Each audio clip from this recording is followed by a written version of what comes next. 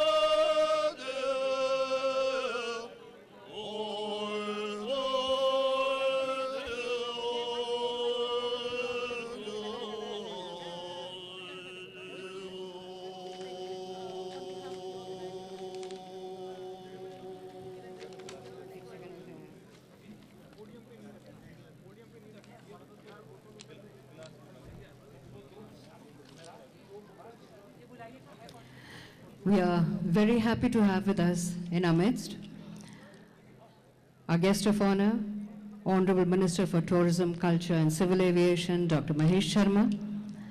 We are happy to have with us Shri Rajavardhan Rathore, Honorable Minister for Information and Broadcasting, Shri Prakash Javadekar, Honorable Members of Parliament. We also acknowledge and welcome His Excellencies, ambassadors from different countries, who could take time out for us and be with us on this very, very special occasion.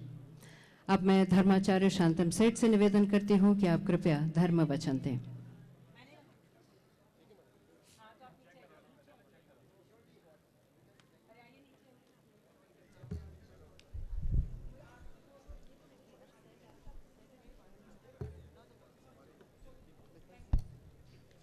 Namaste.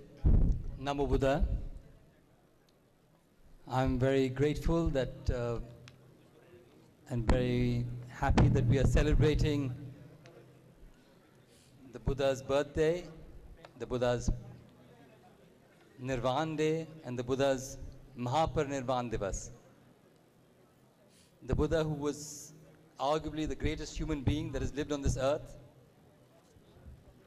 the great son of Mother India, of Nepal, born on the border of India and Nepal, at that time what was the border of Shakya and Kolia,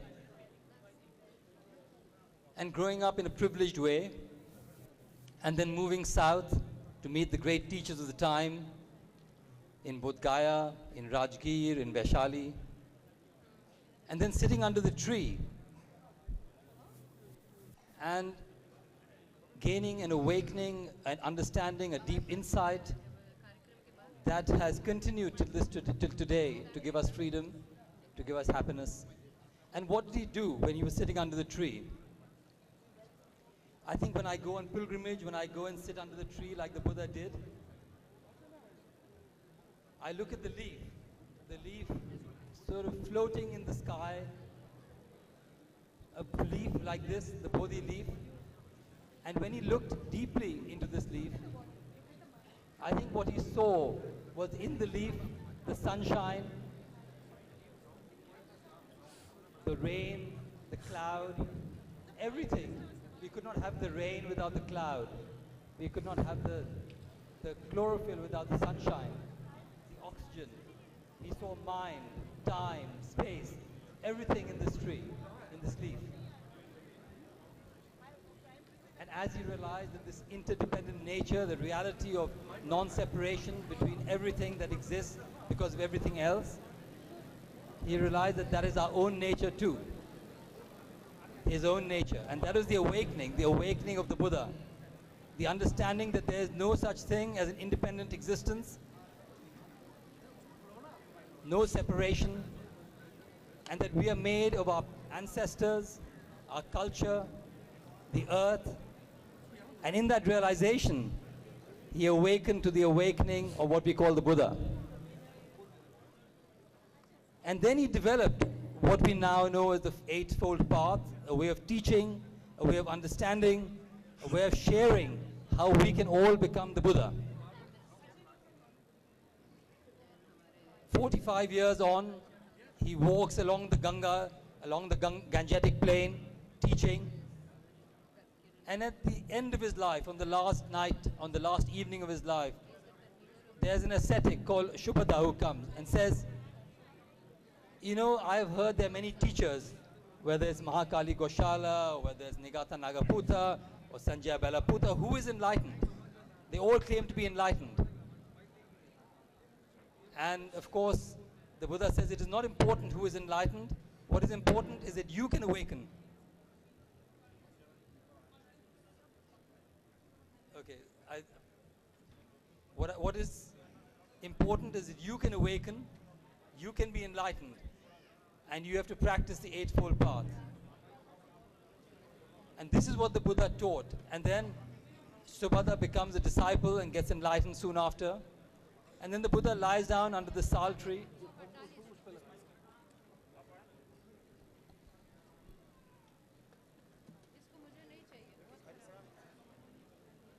The Buddha lies down under the sal tree. and he looks out over all his students. And he says, is there anything unclear, not clear, about attaining awakening and being free? And there's silence. And he asks a second and third time. He says, don't be embarrassed. Your teacher is here. Ask now, is there anything which you do not understand about being awakened? And the teachings are well understood. And he closes his eyes and he opens them once again and he says, something like all conditioned reality is subject to decay. Strive on diligently.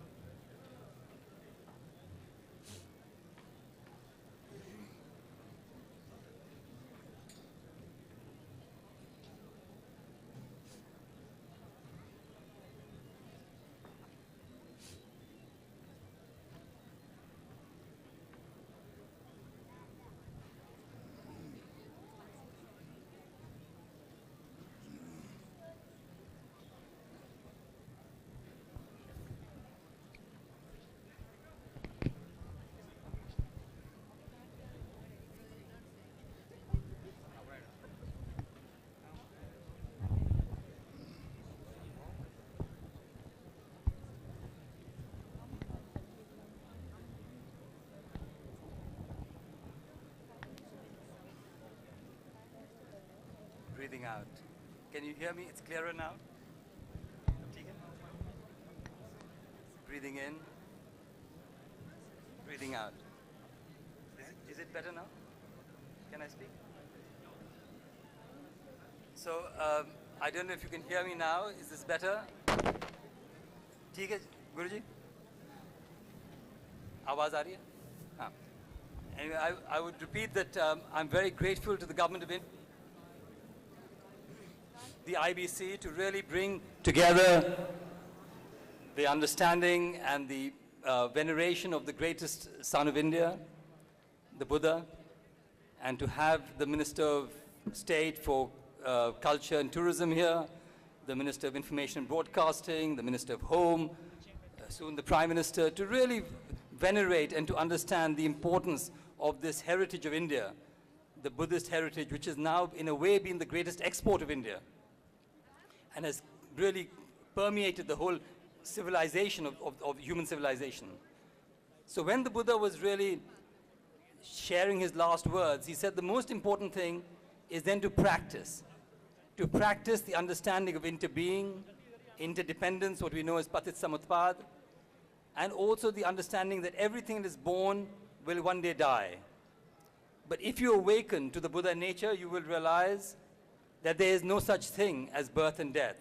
We can transcend birth and death. So I'm also grateful that India is now recognizing the great scholars of India who've kept the light or the deep of Buddhism alive in India. People like Kapila ji or Lokesh Chandra ji or Krishnanath ji or Tripathi ji.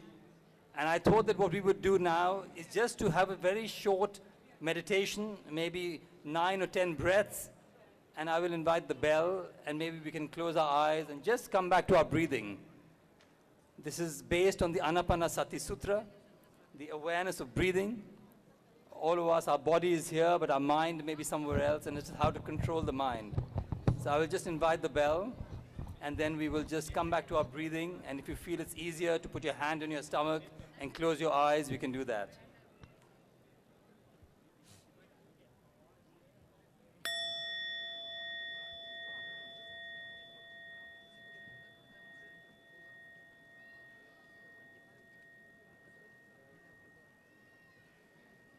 So just coming back to our breathing, breathing in, I know I'm breathing in, and breathing out, I know I'm breathing out. And silently in your mind, you can say in with the in-breath and out with the out-breath.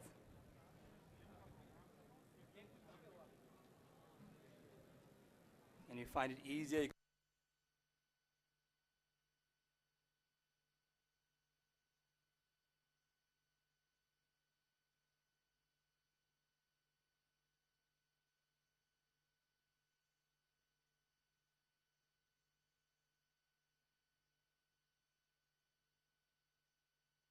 It is a day when we can be awakened just using our breath in and out. And I'll invite the bell and just touch the miracle of life.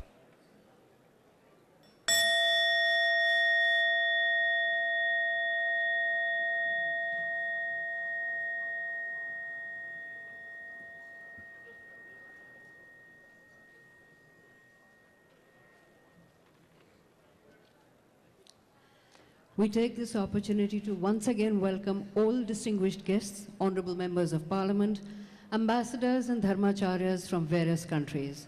We welcome all those who are inside the stadium, as well as all those who are present outside and have come here to be a part of today's program.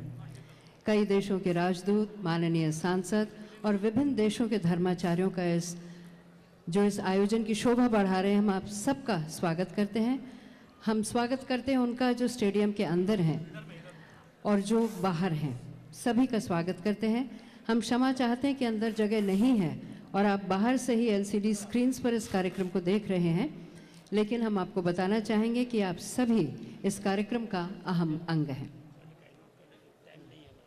और अब राज्यसभा सदस्य एवं world fellowship of Buddhist के उपाध्यक्ष श्री रामदास अठावले से निवेदन है कि आप कृपया इस अवसर पर 2 शब्द कहें।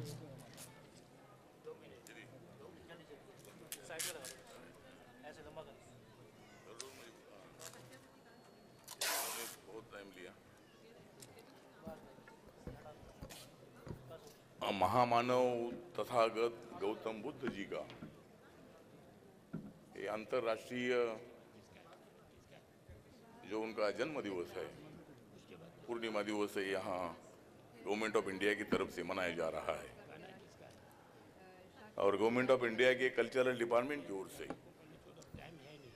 ऑनरेबल प्राइम मिनिस्टर भी आने वाले हैं। डॉक्टर महेश शर्मा जी यहाँ मौजूद है। डॉक्टर सच्चिदानंद, किरण रिजिजू जो होम स्टेट मिनिस्टर है हमारे बुद्धिस्ट,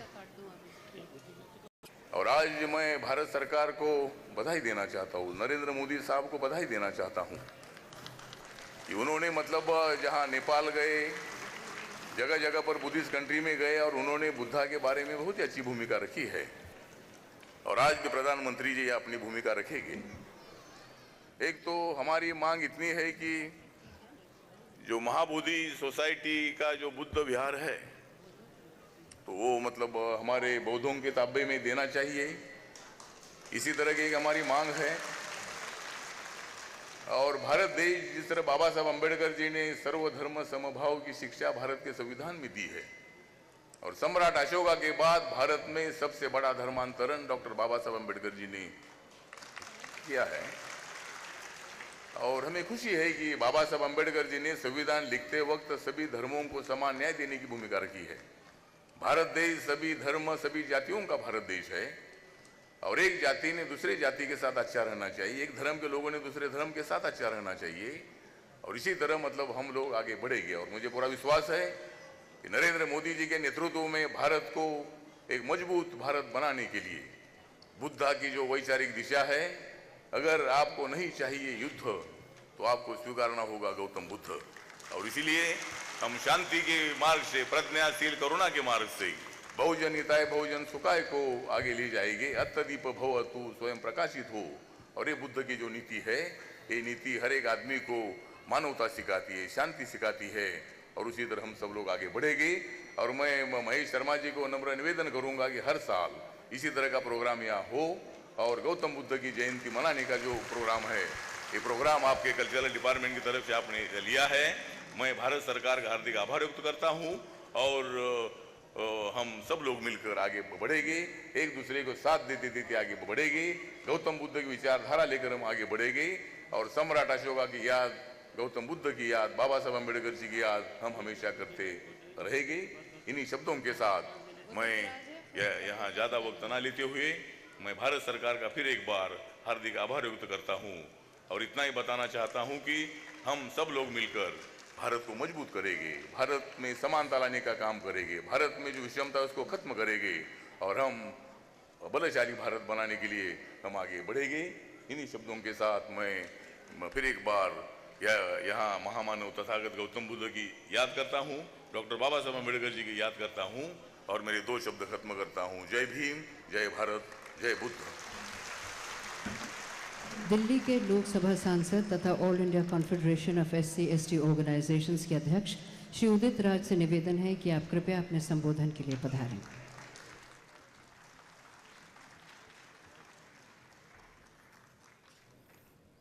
नमो बुद्धाय।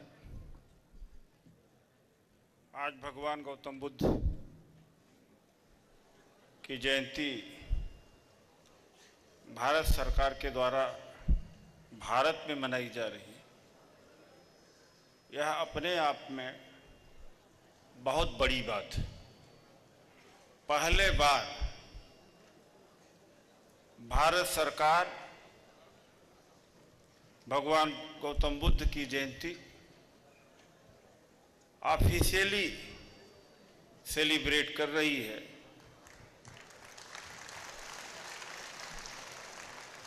इसके पहले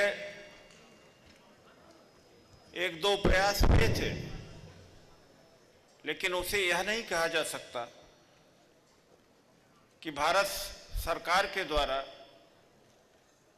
यह आयोजन किया जा रहा है। मैं इसके लिए माननीय प्रधानमंत्री को समस्त बुद्ध के अनुयायियों की ओर से बहुत बहुत धन्यवाद देता हूं।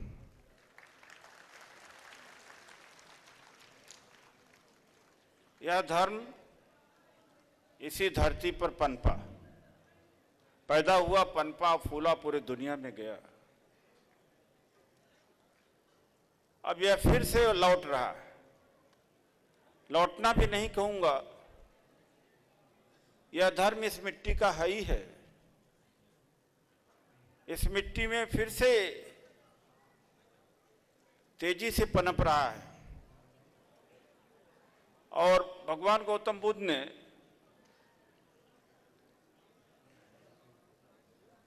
न अतीत न भविष्य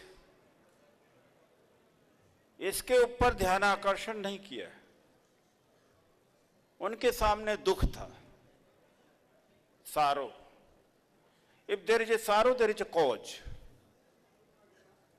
अगर दुख है तो दुख का कारण है। अगर मलेरिया बुखार है तो मलेरिया के मच्छर ने काटा होगा, और जब कारण है उसका निवारण है। और निवारण के लिए उन्होंने अष्टांगिक मार्ग पर चलने के लिए कहा। पूरा उनका दर्शन इसमें भी समझा जा सकता है। हमारे समाज में भी दुख है, गरीबी है, असमानता है, बेटियां कम हो रही, युद्ध है, इनटॉलरेंस है, ये सारे दुख। इनके कारण जरूर है। अगर कारणों को खोजा जाए तो इसका निवारण है। यही सबसे बड़ा संदेश भगवान गौतम बुद्ध का पूरी दुनिया के लिए, मानवता के लिए था।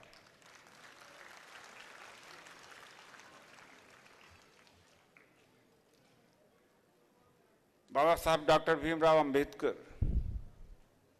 पूरे जीवन संघर्ष करते रहे, लेकिन जीवन के अंत में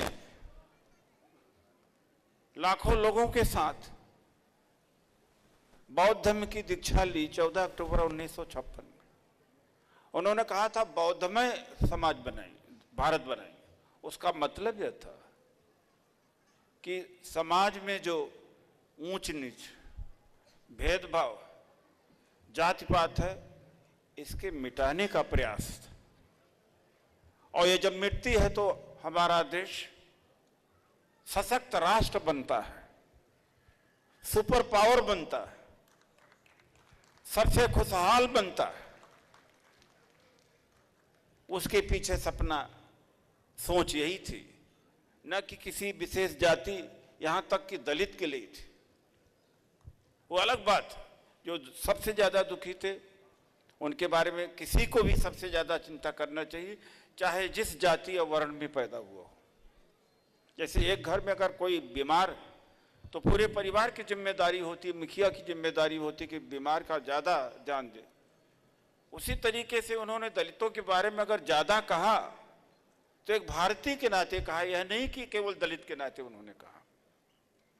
ये भगवान गौतम बुद्ध का संदेश, और इस संदेश से जो आज भारत सरकार के द्वारा दिया गया है, हमारी आर्थिक नीति, हमारा जो मेक इन इंडिया है, डिजिटल इंडिया है, वो भी प्रमोट। कोई धर्म या उसकी आचार संहिता अगर जीवन को बदलने के लिए, जीवन को सुंदर बनने का काम न आए, तो मुझे संदेह है कि वो धर्म है। इसलिए अगर आज यह जयंती यहां पर भारत सरकार के द्वारा मनाई जा रही है, तो इसका परिणाम बहुत दूर तक जाएगा। इसके दूरगामी परिणाम, जो 15-20 या उससे भी ज़्यादा देश जो बौद्ध धर्म को मानते हैं, उनसे हमारे संबंध अच्छे होंगे। राजनयिक रूप से भी हम आगे बढ़ेंगे, इन्वेस्टमेंट के दृष्टि से भी ठीक रहेगा। और भारत में तो बुद्ध के नाम से बहुत ज़्यादा आर्थिक स्थिति को मजबूत किया जा सकता है, जो कि अभी हो न सका है। पर्यटक, वो जब विकसित नहीं किया जा सका, उससे इसको भी, वह भी प्रमोट होगा। तो बहुत सारी चीजें इससे हमें प्राप्त होने वाली हैं।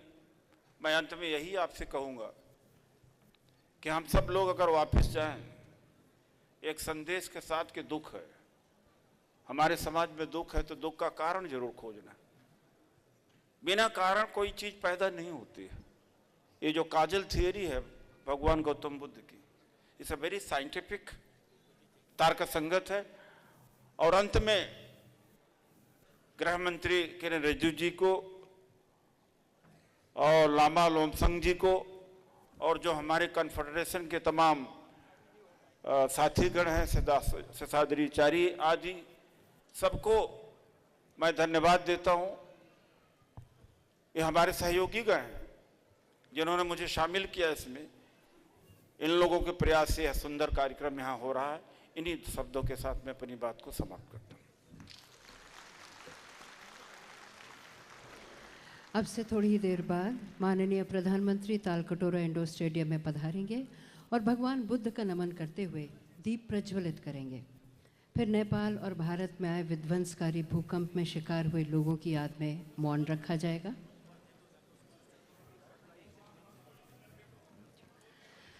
कार्यक्रम के बारे में हम आपको आगे बताएंगे। फिलहाल सम्राट अशोक क्लब के राष्ट्रीय प्रवक्ता डॉक्टर सच्चिदानंद मौर्य से निवेदन है कि आप कृपया अपने बोधन के लिए पधारें।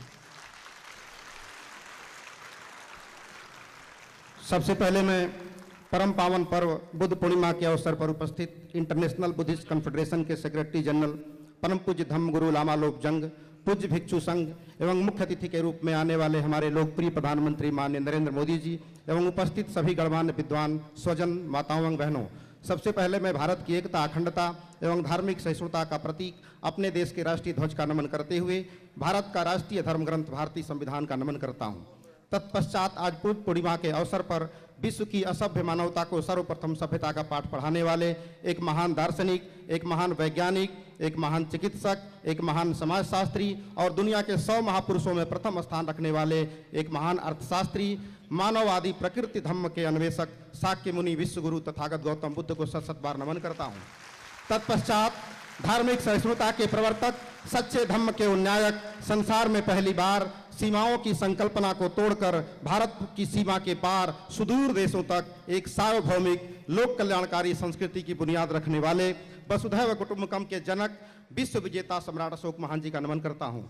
साथ ही साथ उन सभी महापुरुषों का नमन करता हूँ जिनके कुर्बानियों और संघर्षों के बदौलत आप, हम और यह धम्म यहाँ तक पहुँचा है। शाक्य मुनि तथागत बुद्ध का वंशज होने के नाते आए हुए विश्व समुदाय के समस्त आगंतुकों के प्रति आभार व्यक्त करता हूं कि आप लोग इस भारत के पावन भूमि पर आकर बुद्ध पूर्णिमा को हर्षोल्लास के साथ मना रहे हैं। यह देखकर मुझे बड़ा गर्व महसूस हो रहा है। राजधानी दिल्ली के तालकटोरा स्टेडियम में बुद्ध पूर्णिमा के कार्यक्रम के सफल आयोजन के लिए international Buddhist confederation, Ashoka mission, सम्राट अशोक क्लब एवं अन्य सहयोगी संगठन के कार्यकर्ताओं का आभार व्यक्त करता हूं। दोस्तों, हमारे देश का नाम भारत है और यह भारत जो शब्द है वह व्यक्तिवाचक संज्ञा नहीं बल्कि भाववाचक संज्ञा है, जिसका अनुवाद नहीं व्याख्या हो सकती है। यह शब्द भारत के गुणों और विशेषताओं को प्रकट करता है, जिसमें भा का अर्थ है प्रकाश और रत का अर्थ है लगातार जारी रहना। अर्थात भारत एक ऐसे भूखंड का नाम है जहां ज्ञान का प्रकाश लगातार निकलता है और दुनिया उससे प्रकाशित होती है, और वह ज्ञान का प्रकाश तथागत गौतम बुद्ध का है, जिससे पूरी दुनिया प्रकाशित हो रही है। इसलिए भारतवर्ष को विश्व गुरु कहा जाता है। तथागत बुद्ध के संदेशों पर आधारित सम्राट अशोक महान ने लोक कल्याणकारी राज्य स्थापित कर भारत को विश्व विजेता और धम्म विजेता होने का गौरव दिलाया। आज भी बुद्ध के पंचशील सूत्रों में भारत ही नहीं बल्कि विश्व की समस्त समस्याओं का समाधान है। अब तक शिक्षण संस्थाओं ने व्यक्ति को शिक्षित करने की प्रणाली विकसित की है, लेकिन तथागत बुद्ध ने किसी व्यक्ति को इंसान बनाने की प्रणाली विकसित की थी। तथागत ने देखा कि संसार के समस्त मानव, जंतु, पेड़ पौधे सभी एक दूसरे पर आधारित हैं, इसलिए तथागत बुद्ध ने परस्परावलंबन के सिद्धांत की इजाद की। इसलिए इसी सिद्धांत से हो रही है। इसका न ही कोई निर्माण करता है न कोई संचाल करता। उत्पत्ति और विनाश के आधार पर क्रमिक प्रवाह लगातार अनवरत चलता है। आज लोग कहते हैं कि बुद्ध का धम्म दर्शन विज्ञान पर आधारित है, परंतु मैं कहता हूं कि विज्ञान ही बुद्ध धम्म पर आधारित है। इन्हीं आशा और विश्वास के साथ सभी को बधाई देते हुए आइए हम सब मिलकर बुद्ध के कालजयी दर्शन को अपनाएं और दूसरों को भी प्रेरित करें और लोक मंगल हो, ताकि हम भी खुशहाल रहें, हमारा पड़ोसी भी खुशहाल रहे। श्रेष्ठ भारत, नैतिक भारत, अतुल्य भारत, अखंड भारत, जय भारत।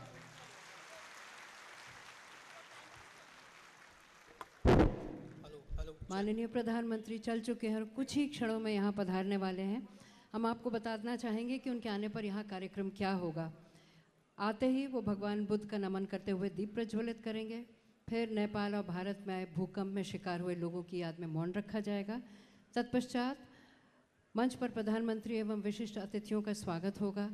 प्रधानमंत्री उन 4 विभूतियों को सम्मानित करेंगे जिन्होंने बौद्ध धर्म, कला, दर्शन एवं धरोहर के अध्ययन, संरक्षण एवं प्रचार में महत्वपूर्ण भूमिका निभाई है।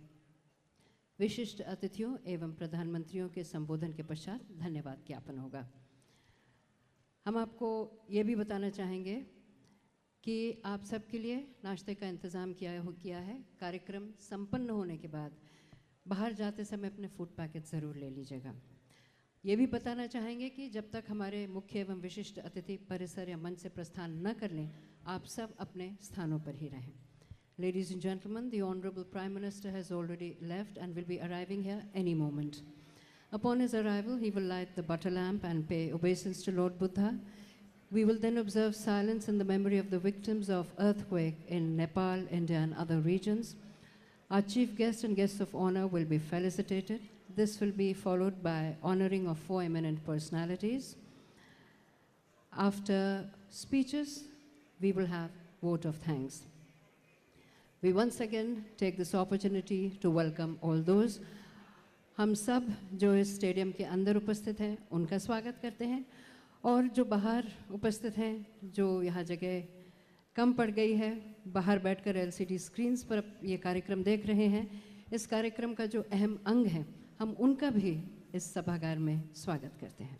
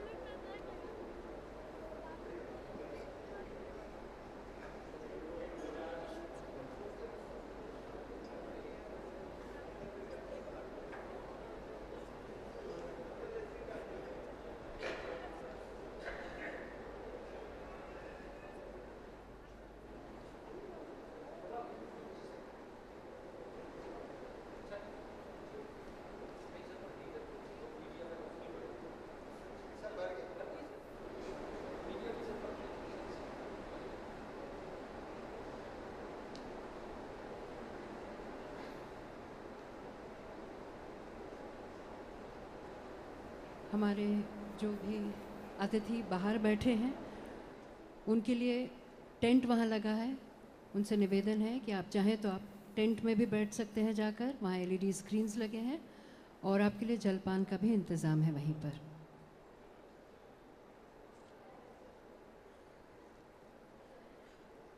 हम आपसे निवेदन करते हैं आप कृपया अपने मोबाइल फ़ोन्स हो सके तो बंद कर दें या आप साइलेंट मोड पर डाल दें। Ladies and gentlemen, may we request you to kindly either switch off your cell phones if possible or at least put them on the silent mode. Thank you.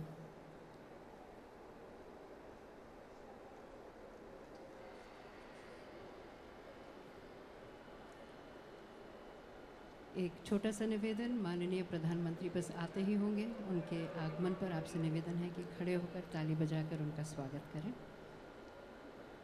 कुछ ही क्षणों में वो यहाँ पधारेंगे।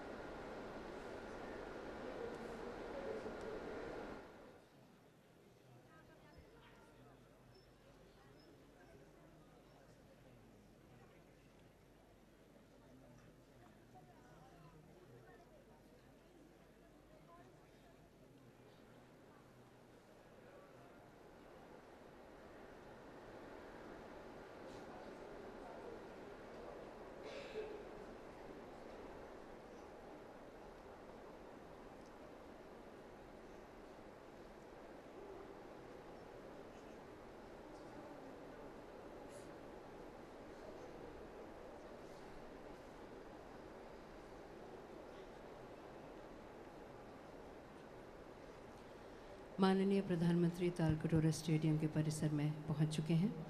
The holy Theravada bhikshus, venerable monks and nuns from Vietnam, and the Himalayan Mahayana Buddhist monks will offer blessings as the Honorable Prime Minister arrives inside the stadium.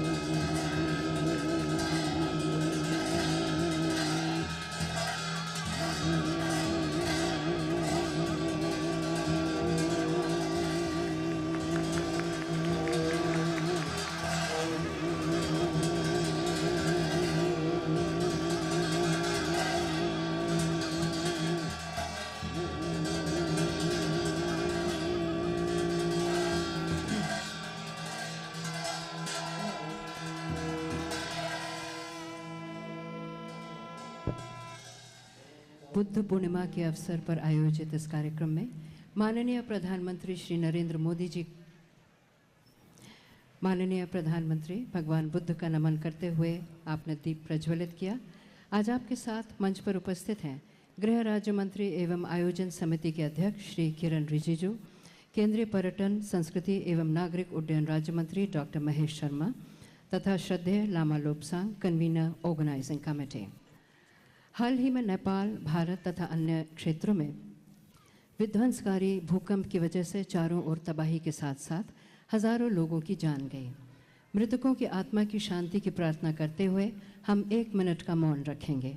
We will now observe silence in memory of the victims of the earthquake in Nepal, India and other regions.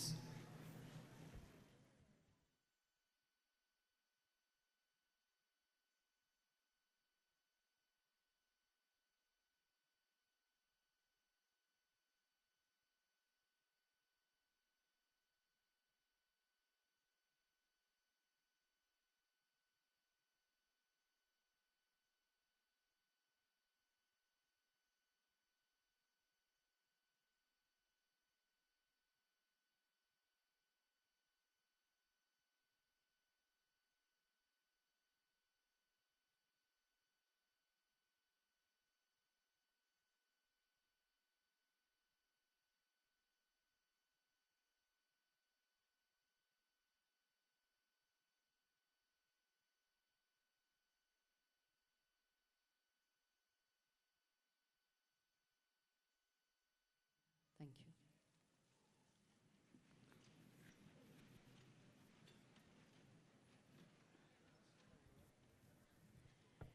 जैसा कि आप जानते हैं कि आज के दिन हम भगवान बुद्ध से जुड़ी 3 घटनाओं को याद करते हैं, उनका जन्म, उनकी संबोधि प्राप्ति तथा महापरिनिर्वाण। हम एक बार फिर माननीय प्रधानमंत्री, हमारे विशिष्ट अतिथि, स्टेडियम के अंदर उपस्थित आप सब सहित भारी संख्या में इस कार्यक्रम में भाग लेने आए, जिन्हें अंदर जगह नहीं मिल पाए, जो कि स्टेडियम के बाहर उपस्थित हैं और इस समारोह का अहम अंग है, उन सब का एक बार फिर स्वागत करते हैं।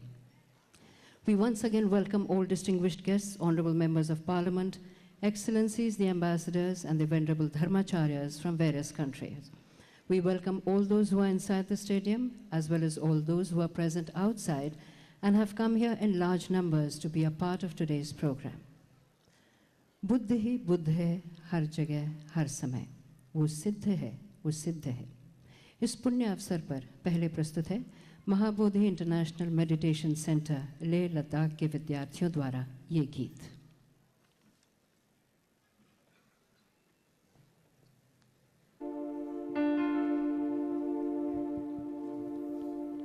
हेलो हेलो मंच।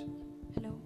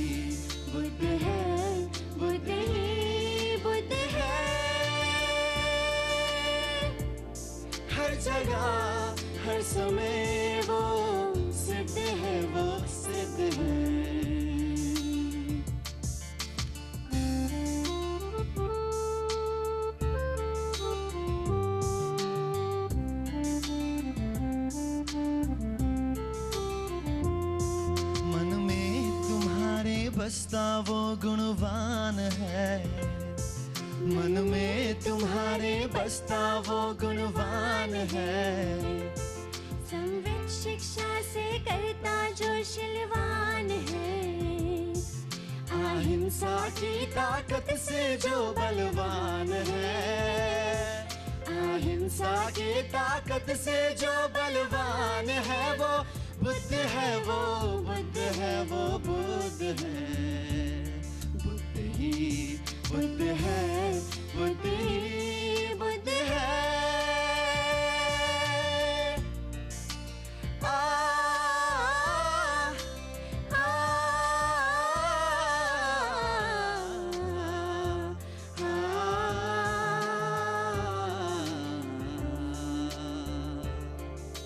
परिवर्तन ही है ये जीवन का नियम, क्यों ना हो ये धर्म का भी अधिनियम।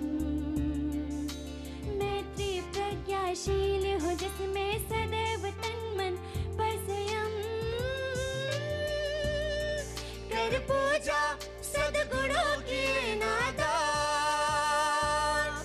ईश्वर का बने तू पहले बन इंसान। कर्म काजों से नहीं मिलता भगवान।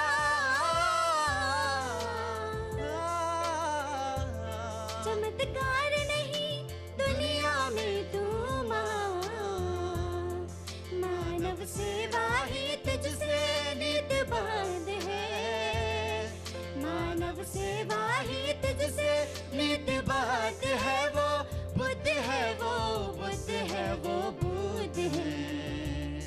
बुद्ध ही बुद्ध है, बुद्ध ही बुद्ध है। हर जगह हर समय वो सिद्ध है, वो सिद्ध है। जब चले हिंसा की आंधी, निर्लक्ष्य उठाए पाप का तूफान, ले चला जगत को विनाश के पद पर, बेधुंध अहंकारी बना इंसान। देखो उसे, ढूंढो उसे, पाओ उसे अंतर मन में, जन मन तन में। दीपक शांति का, करुणा का वो सागर, प्रज्ञा की जो मूर्ति, दिव्य भाग्यशील नगर। देखो उसे, ढूंढो उसे, पाओ उसे। इस जगत का मार्गदाता शिष्य है, वो बुद्ध है, वो बुद्ध है, वो बुद्ध है। बुद्ध ही बुद्ध है, बुद्ध ही बुद्ध है। हर जगह हर समय वो सिद्ध है, वो सिद्ध है।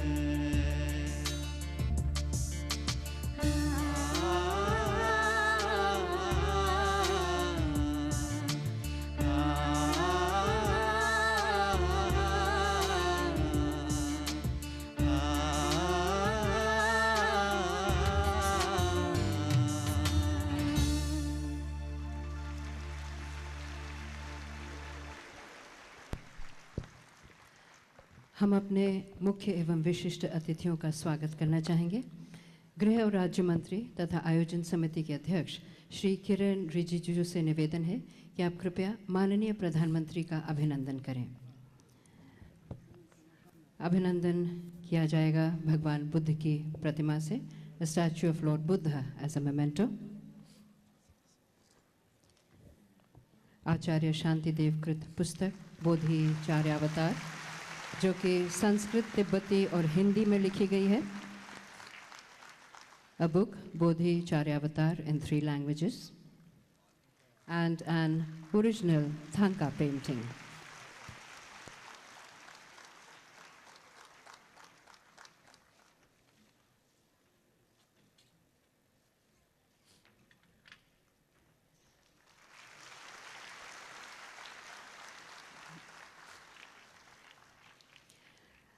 आयोजन समिति के संयोजक श्रद्धेय लामा लोब्जांग से निवेदन है कि आप कृपया माननीय पर्यटन, संस्कृति तथा नागरिक उड्डयन राज्य मंत्री डॉक्टर महेश शर्मा का अभिनंदन करें।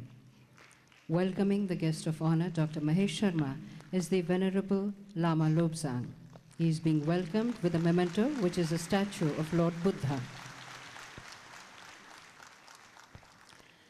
माननीय प्रधानमंत्री श्री नरेंद्र मोदी जी से निवेदन है कि आप कृपया उन 4 विभूतियों को सम्मानित करें जिन्होंने बौद्ध दर्शन, कला और सांस्कृतिक धरोहर के अध्ययन और संरक्षण में विशेष योगदान दिया है। सर्वप्रथम डॉक्टर कपिला वात्स्यायन। भारत और विश्व में बौद्ध धर्म, दर्शन, कला और धरोहर के अध्ययन, संरक्षण और संस्कृति को पुष्पित पल्लवित करने में अमूल्य योगदान के लिए तथा ज्ञान साधना, साहित्य निर्माण एवं संस्था रचना में आजीवन समर्पण से युक्त कार्य और इस क्षेत्र में उनकी विद्वत्ता के सम्मान स्वरूप अंतर्राष्ट्रीय बुद्ध पूर्णिमा दिवस समारोह 2015 आयोजन समिति व International Buddhist Confederation doctor Kapila Vatsyayan का अभिनंदन करते हुए आपको वैशाख सम्मान प्रशस्ति पत्र से अलंकृत करता है।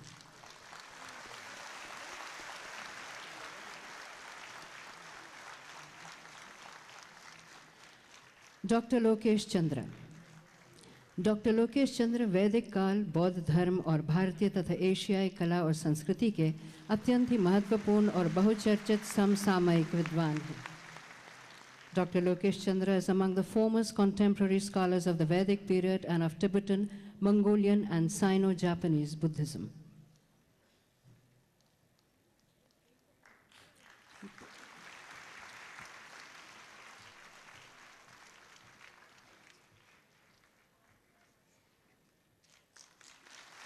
Dr. Kapila Vatsyayan is being honored by the Honorable Prime Minister.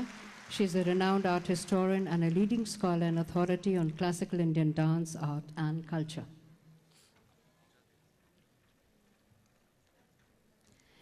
Dr. Lokesh Chandra. Dr. Lokesh Chandra वैदिक काल, बौद्ध धर्म और भारतीय तथा एशियाई कला और संस्कृति के अत्यंत महत्वपूर्ण और बहुचर्चित समसामयिक विद्वान हैं। Dr. Lokesh Chandra is among the foremost contemporary scholars of the Vedic period and of Tibetan, Mongolian and Sino-Japanese Buddhism. Apart from other works, he has to his credit over 360 works and text editions, including classics. These classics are Dictionary of Tibetan Art, Materials for a History of Tibetan Literature, Buddhist Iconography of Tibet, and Tibetan Sanskrit Dictionary in 19 volumes, to name a few.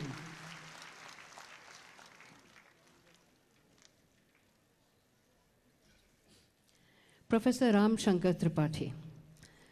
Professor Ram Shankar Tripathi बौद्ध दर्शन के क्षेत्र में एक अंतर्राष्ट्रीय ख्याति प्राप्त विद्वान हैं। आपको बौद्ध श्रावकायान तथा महायान परंपराओं, जिनमें सभी 4 प्रमुख दार्शनिक सिद्धांत शामिल हैं, की गहन जानकारी है।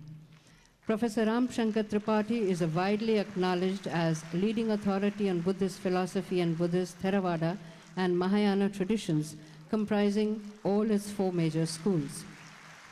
He is a renowned scholar of Sanskrit, Pali, and both Sutra and Tantra literature of Mahayana tradition.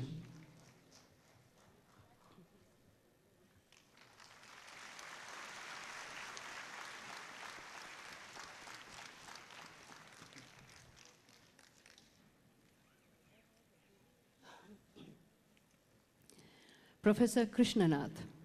विचारक, लेखक, साधक, शिक्षक और मार्गदर्शक प्रोफेसर कृष्णनाथ ने ज्ञान, साधना, संस्कृति, शोध, साहित्य निर्माण, संस्था रचना और जन जागरण जैसे विविध उपायों से बुद्ध विचार और बौद्ध समुदायों के संरक्षण, संवर्धन और संगठन में अनवरत प्रशंसनीय भागीदारी की है।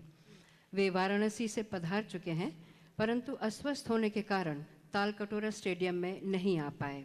उनकी ओर से सम्मान ग्रहण कर रहे हैं डॉक्टर मनोज कुमार सिंह, जो प्रोफेसर कृष्णनाथ के प्रधान शिष्यों में से हैं।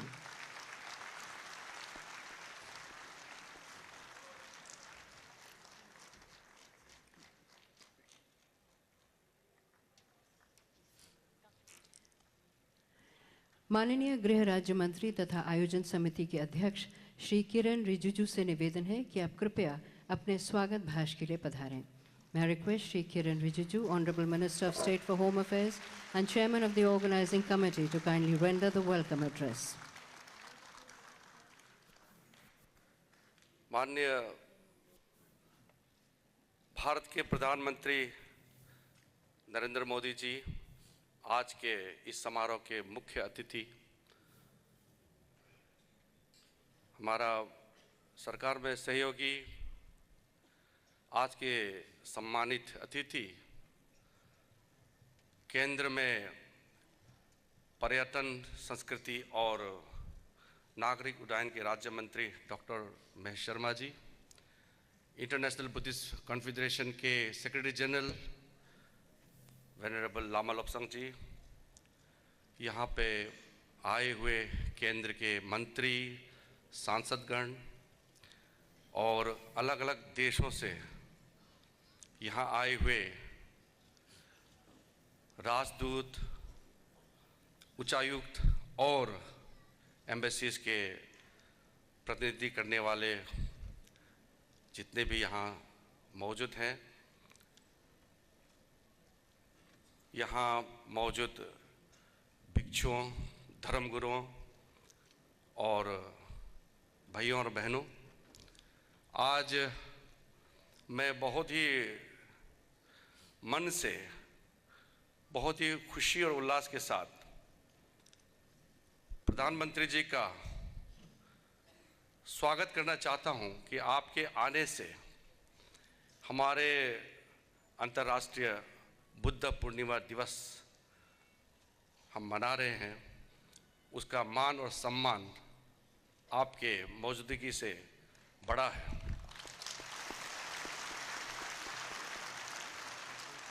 और आपने सरकार में प्रधानमंत्री का पद लेने के साथ ही भारत में विभिन्न स्थलों पर जहां बुद्ध भगवान और बौद्ध धर्म से जुड़े हुए स्थलों को विकसित करने के लिए आपने जो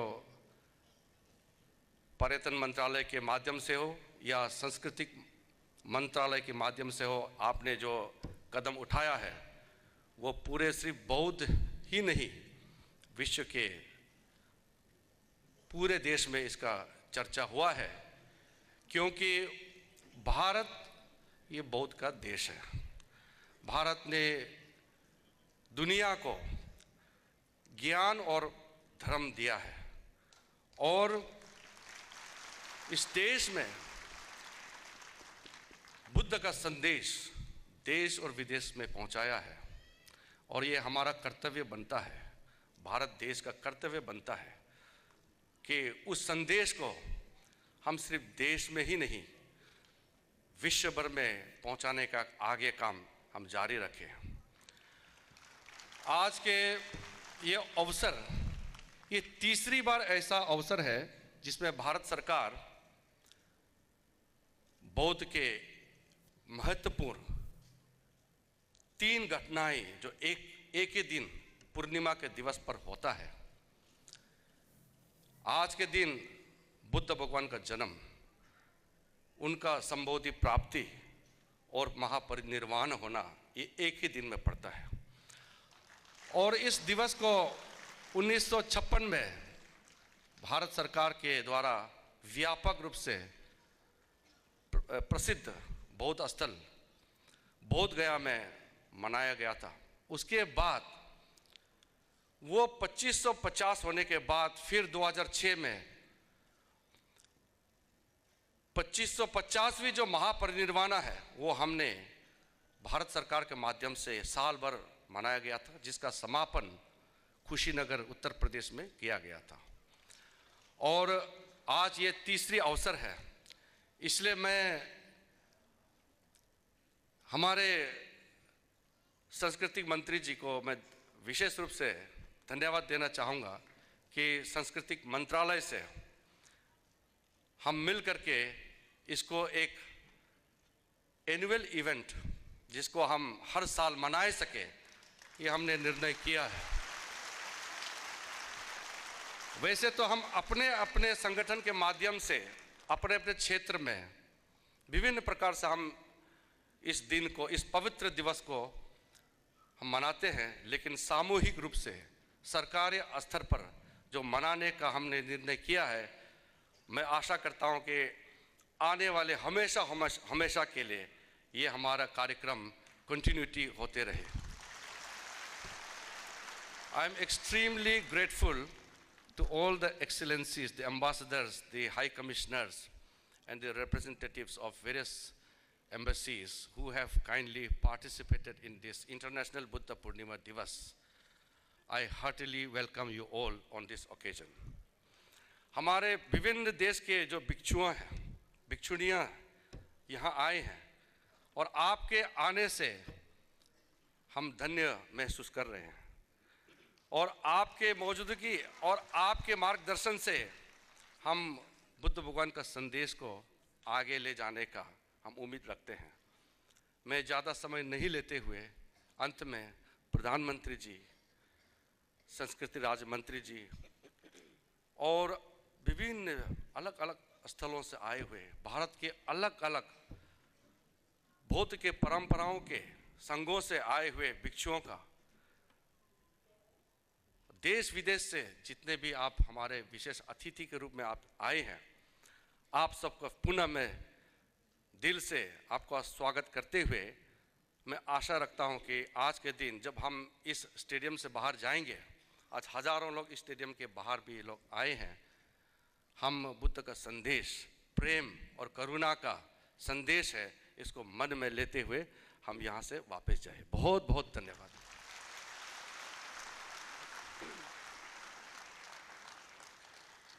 माननीय केंद्रीय पर्यटन, संस्कृति एवं नागरिक उड्डयन राज्य मंत्री डॉक्टर महेश शर्मा से निवेदन है कि आप कृपया इस अवसर पर अपने विचार व्यक्त करें। May I request Dr. Mahesh Sharma, Honorable Minister of State for Tourism, Culture and Civil Aviation, to kindly speak on the occasion. पूजनीय बौद्ध भिक्षुगण, लामा जी, धर्माचार्य जी, हमारे देश के यशस्वी प्रधानमंत्री जी, मेरे सहयोगी जिनकी प्रेरणा से आज इंटरनेशनल बुद्धिस्ट कॉन्फेडरेशन और भारत सरकार संस्कृति मंत्रालय, आदरणीय प्रधानमंत्री जी की प्रेरणा से, लामा लॉबजोंग जी की प्रेरणा से आज हम सब लोग यहाँ पर विश्व और मानवता को करुणा और अहिंसा का संदेश देने वाले भगवान बुद्ध की जन्मस्थली मनाने का सौभाग्य इस भारत भूमि हम भारतीयों को यहाँ दिया है। ये सौभाग्य हमारा भारत भूमि के लोगों को कि आज विश्व टकटकाई नज़रों से भारत की तरफ शांति, करुणा, योग, आध्यात्म का केंद्र बिंदु बनकर संदेश दे, ऐसी अपेक्षा आज पूरे विश्व की है। आज 67 वर्ष की आज़ादी के बाद ये भी हमारा सौभाग्य है कि हमारी जब भी कभी हम विश्व पटल पर बात करते हैं, चर्चा करते हैं, तो शायद मिलियन और ट्रिलियन डॉलर की बात नहीं होती। हमारी भारत की घनी संस्कृति, भारत के आध्यात्म की बात होती है और उस आध्यात्म और उस संस्कृति का केंद्र बिंदु बनकर इस संस्कृति की महक विश्व के कोने कोने में पहुंचाने का अगर मैं समझता हूं, एक संदेश हमारे राजदूत के रूप में, भारतीय संस्कृति के राजदूत के रूप में, भगवान बुद्ध के दिए हुए संदेशों के राजदूत के रूप में हमारे यशस्वी प्रधानमंत्री जी ने किया है।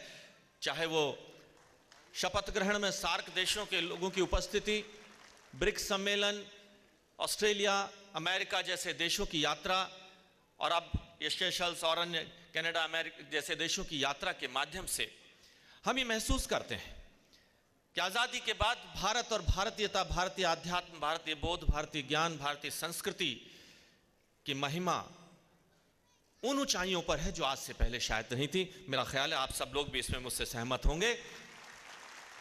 भारतीय का सम्मान, भारत का सम्मान, भारत के प्रति लोगों में विश्वास, भारत के लोकतंत्र में लोगों का विश्वास, पूरे विश्व के लोगों का विश्वास में कई गुणात्मक वृद्धि आई है। मैं इसके लिए अपने यशस्वी प्रधानमंत्री जी को बधाई भी देता हूं, शुभकामनाएं भी देता हूं कि वो इस संस्कृति के और इस भाईचारे और शांति के संदेश के संवाहक बनकर विश्व को, जो विश्वगुरु बनने का सपना हमारे संतों और महापुरुषों ने बहुत लंबे समय से सोचा था, उसके प्रतिनिधि के रूप में आज भारत की इस भावना को लेकर विश्व के कोने कोने तक पहुंचाने का जो उन्होंने काम किया है, भारतवासी भी और पूरे विश्व के लोग भी नतमस्तक हैं उनके इस वाहक संदेश वाहन बनने के लिए। ये सच है कि विश्व का 1% से कम भी हम पर्यटन प्राप्त कर पाते हैं, 0.64%, जबकि भारत के पास भगवान बुद्ध हैं, पतित पावनी माँ गंगा है, विश्व का 73% हिमालय हमारे पास है, 4 खूबसूरत ऋतुएं हमारे पास हैं, हमारे पास आध्यात्म है, ज्ञान है, बोध है। यह हमारा सौभाग्य है। लेकिन कष्ट होता है कि जब हमारा युवा 15 वर्ष से 20 वर्ष की उम्र के अंदर कहीं पांव रखता है तो भारत के इस ज्ञान और बोध को खोजने के सिवाय वह कहीं इस आध्यात्म की खोज में, जब पूरा विश्व भारत आने की ओर अग्रसर है, वह इसकी खोज में कहीं दुबई और थाईलैंड जैसे देशों की यात्रा करता है। आदरणीय प्रधानमंत्री जी का ये सपना है कि वो मेरा युवा, वो इस देश का युवा पहले कहीं और जाए, उससे पहले हमारे देश की इस माटी में रमन इस संदेश को पहले ग्रहण करे और यहाँ का राजदूत बनकर विश्व के कोने कोने में भारत की संस्कृति की इस महक को पहुँचाए। ऐसा सपना लेकर आदरणीय प्रधानमंत्री जी ने जो 3 मंत्रालयों की जिम्मेदारी मुझे दी है, उनका एक बहुत बड़ा सामंजस्य है। अगर हमारी सबसे बड़ी धरोहर है तो हमारी भारत की संस्कृति, और इस संस्कृति को रोजगार परक पर्यटन के माध्यम से कनेक्टिविटी उड्डयन के पंख लगाकर हम विश्व के कोने कोने में पहुंचाएं, ऐसा सपना लेकर हम सब आगे बढ़ें। भगवान बुद्ध का संदेश आज के इस युग में पूरे विश्व पटल पर अत्यधिक सार्थक है, और उस सार्थकता के महत्व को समझते हुए हम सब लोग इस प्रयास में लगें कि किस तरह हम इस भारत को अपने उन संतों महापुरुषों को, भगवान बुद्ध के सपनों का देश बनाएं। मैं इन्हीं शब्दों के साथ आप सबको प्रणाम करता हूं, और इंटरनेशनल बुद्धिस्ट कॉन्फेडरेशन, हमारे लामा लॉबजोंग जी, भाई किरण रिजिजू जी, जो बहुत ही तन्मयता से इस विषय में लगे हैं। मेरे सामने भी मेरे बहुत सारे साथी सांसद मंत्री बैठे हुए हैं, उदित राज जी, अठावले जी बैठे हुए हैं। मैं इन सभी को प्रणाम करता हूं, पत्रकार छायाकार बंधुओं को प्रणाम करता हूं कि आप हमारे इस धर्म युद्ध में सहयोगी बनकर भारत की संस्कृति को कोने में ले जाने का जो संकल्प आदरणीय प्रधानमंत्री जी का है, उसमें सहयोगी बने। आप सबको बहुत बहुत प्रणाम। आज का दिन ऐतिहासिक है और हमारा सौभाग्य है कि अपनी उपस्थिति से इस समारोह की शोभा बढ़ा रहे हैं माननीय प्रधानमंत्री श्री नरेंद्र मोदी जी। आपसे निवेदन है कि आप कृपया मार्गदर्शन देते हुए सभा को संबोधित करें। May I request the Honorable Prime Minister to kindly address the gathering.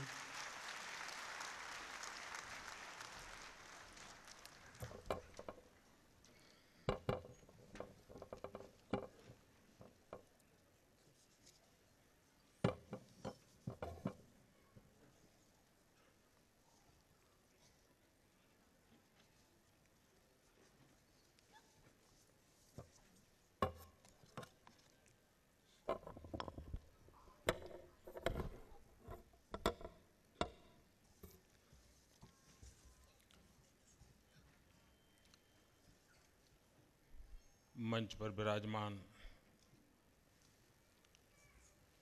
मंत्रिपरिषद के मेरे साथी श्रीमान महेश शर्मा जी, गृह राज्य मंत्री श्रीमान किरण रिजिजू जी, श्रीमान लामा लॉबजोंग जी, उपस्थित सभी वरिष्ठ महानुभाव, भाइयों और बहनों,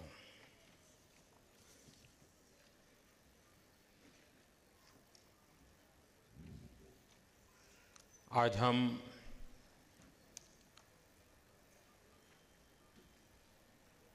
एक ऐसे पर्व पर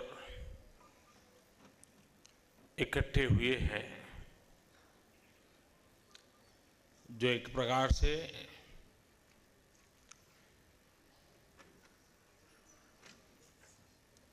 त्रिगुण है, त्रिवेणी है। आज ही का पवित्र दिवस बुद्ध पूर्णिमा का, जब भगवान बुद्ध ने देह धारण किया था। आज ही का पवित्र दिवस जब भगवान बुद्ध ने संबोधि प्राप्त की थी, और आज ही का दिवस जब भगवान ने देह मुक्ति कर दिव्यता की ओर प्रयाण कर दिया था।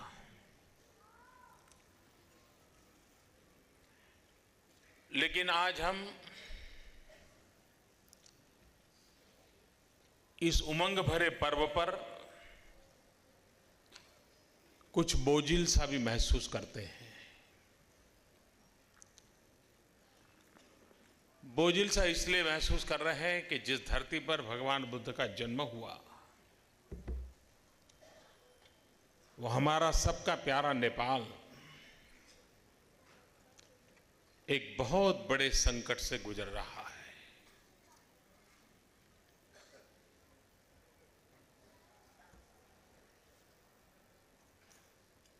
ये यात्रा कितनी भयंकर होगी उसकी कल्पना करना भी कठिन है, और कितने लंबे समय तक नेपाल के इन पीड़ित बंधुओं को इस यातनाओं से जूझना पड़ेगा, इसका भी अंदाज करना कठिन है।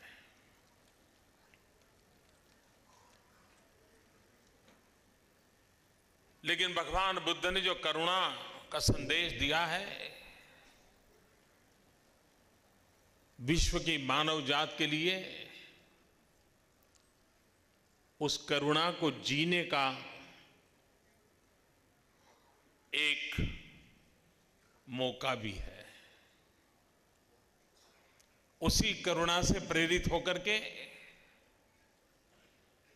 नेपाल के पीड़ित बंधुओं के तक दुख दर्द को हम बांटे, उनके आंसुओं को पहुंचे,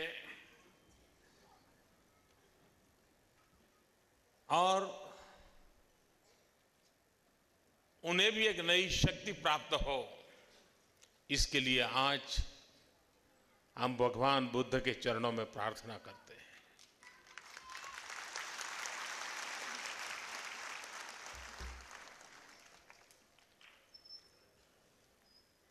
जब भगवान बुद्ध की चर्चा होती है तब यह स्वाभाविक है कि आज के युग में उन्होंने जो कहा था, उन्होंने जो जिया था, और उन्होंने जीने के लिए जो प्रेरणा दी थी, क्या आज के मानव जात को, आज के विश्व को वह उपकारक है क्या? और हम देखें तो जीवन का कोई भी विषय ऐसा नहीं जिसमें आज भी बुद्ध प्रस्तुत न हो।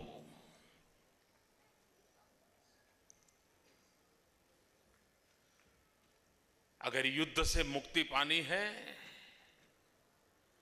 तो बुद्ध के मार्ग से ही मिलती है।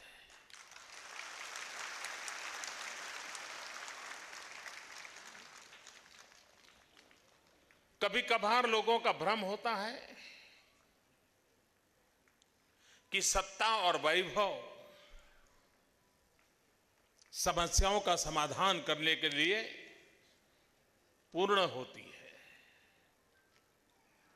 लेकिन भगवान बुद्ध का जीवन इस बात को नकारता है। भगवान बुद्ध को संबोधि प्राप्त करने का अवसर हम सबको विदित है, लेकिन भगवान बुद्ध के एक एक आचरण में ऐसा लग रहा है कि वो पहले से ही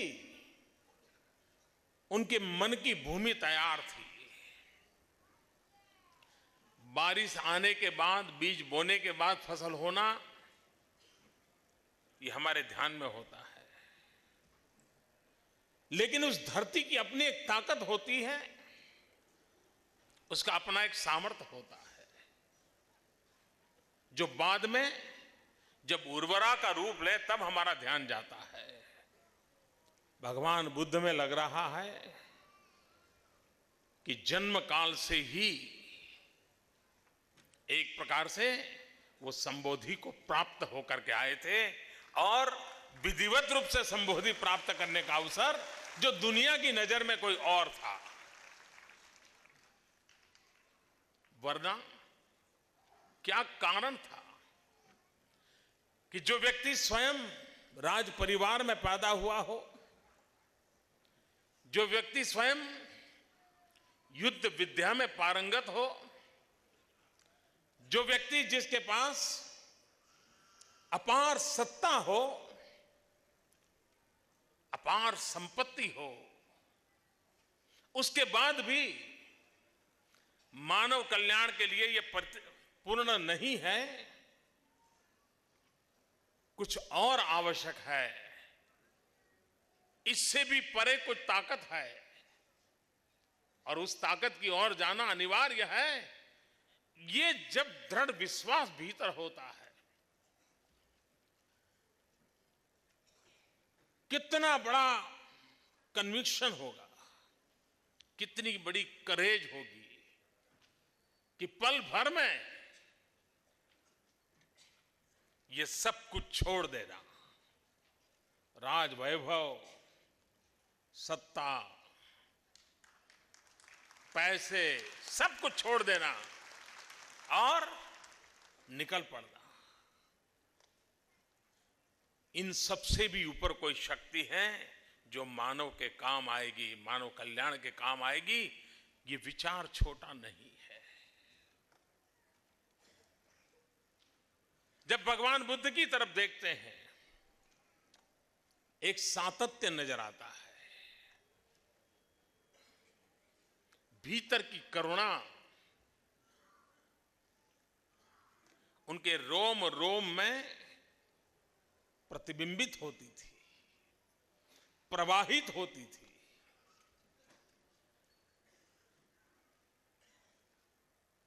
बुद्ध जो कभी सिद्धार्थ के रूप में पल रहे थे, राजपाट के बीच पल रहे थे,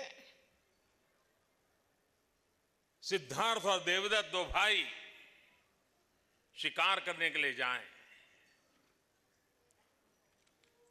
और बुद्ध के दर्शन वही हो जाते हैं कि जब शिकार करते समय देवदत्त के तीर से घास मारा जाता है और सिद्धार्थ उसको बचाने के लिए अपना जीवन खपा देते हैं। उनके भाई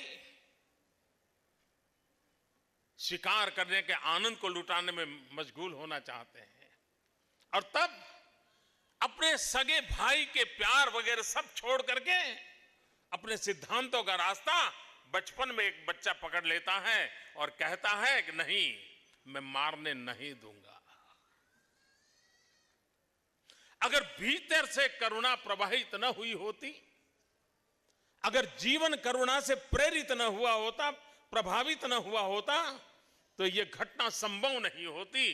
क्योंकि राज कराने में जिस प्रकार का लालन पालन होता है, युद्ध की विभीषिकाओं के बीच जीने की जिनको तैयारी रखनी होती है, जिसको शस्त्र से सज्ज किया जाता है, वो व्यक्ति एक पंखी के लिए इतनी करुणा प्रकट करता हो और सगे भाई को छोड़ने के लिए तैयार हो जाता है, तब उस करुणा की तीव्रता कितनी ऊंची होगी इसका अंदाज आता है।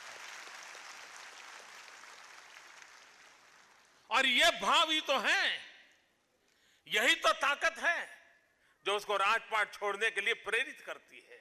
और जीवन का अंतकाल देखिए, करुणा की तीव्रता, ये सच्चाई की अंतकाल देखिए कि वे बाल्यकाल में राजघराने के जीवन में जीने के बाद भी करुणा को प्रकट करते हैं, और जीवन के अंतकाल में कोई व्यक्ति अज्ञानवश उनके कान के अंदर खीले ठोक देता है। तब भी स्वयं वेदना से पीड़ित थे, शरीर करा रहा था। कान में खीले ठोंस देना कितना बड़ा दर्दनाक घटना होगी इसका अंदाज कर सकते हैं। लेकिन तब भी वही करुणा प्रतिबिंबित होती है जो अपने सगे भाई के समय हुई थी। वो मारने वाले के प्रति भी वही करुणा प्रकट होती है। जीवन कितना एक सूत्र था, एकात्मता का वो आदेश देते थे। इस एकात्मता की अनुभूति जीवन के आखिरी काल तक कैसे हुई इसका इसमें हम अंदाज कर सकते हैं। आज पूरे विश्व में एक चर्चा है, 21वीं सदी एशिया की सदी है।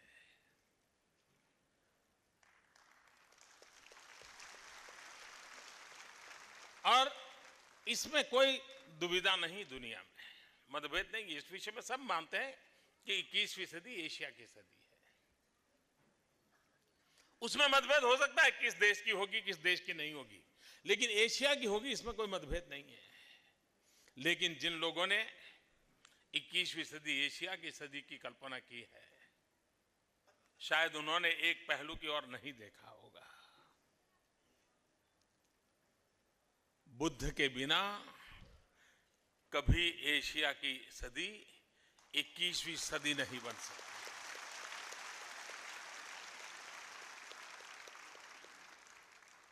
बिना बुद्ध न 21वीं सदी एशिया की सदी हो सकती है, और बुद्ध ही हैं जो 21वीं सदी एशिया की सदी को विश्व में एक प्रेरणा का कारण बना सकते हैं। और वो प्रेरणा क्या है? विश्व संकटों से जूझ रहा है, एक दूसरे के मौत पर उतारू है, हिंसा अपनी चरम सीमा पर है, विश्व का बहुतेक भूभाग रक्त रंजित है। तब करुणा का संदेश कहां से आएगा? मरने मारने की इस मानसिकता के बीच प्रेम का संदेश कौन दे पाएगा? और वो कौन ताकत है, कौन सी शख्सियत है जिसकी बात को दुनिया स्वीकारने के लिए तैयार होगी? तो जगह एक ही दिखती है, किनारा एक ही जगह पर नजर आता है, वो है बुद्ध।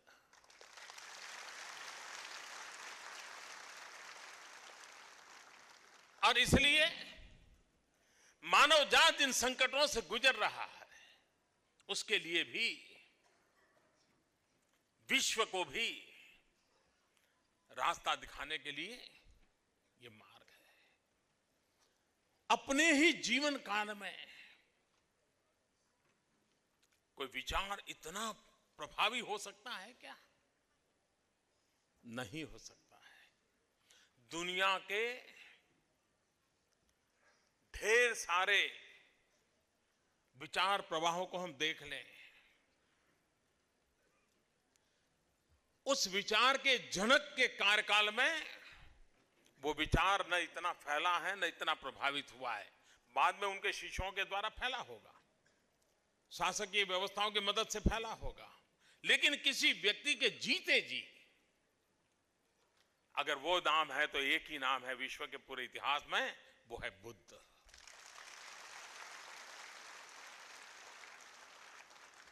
विश्व के कितने बड़े भूभाग पर ये विचार प्रभाव पहुंच चुका था और जन सामान्य की प्रेरणा का, आस्था का, श्रद्धा का केंद्र बन चुका था। और उस अर्थ में ये मानना होगा कि बुद्ध के साथ जितनी बातें जुड़ी हुई है, कभी कभार इस पहलू को देखते हैं तो लगता है कि बुद्ध ज्ञान मार्गी भी थे, क्योंकि जब तक कन्विक्शन नहीं होता, जब तक विचारों के तराजू पर चीजें तोली नहीं जाती हैं, जब तक कंपैरेटिव स्टडी करके बेटर डिसाइड नहीं होता है, तब तक दुनिया अपने आप चीजों को स्वीकार नहीं करती है।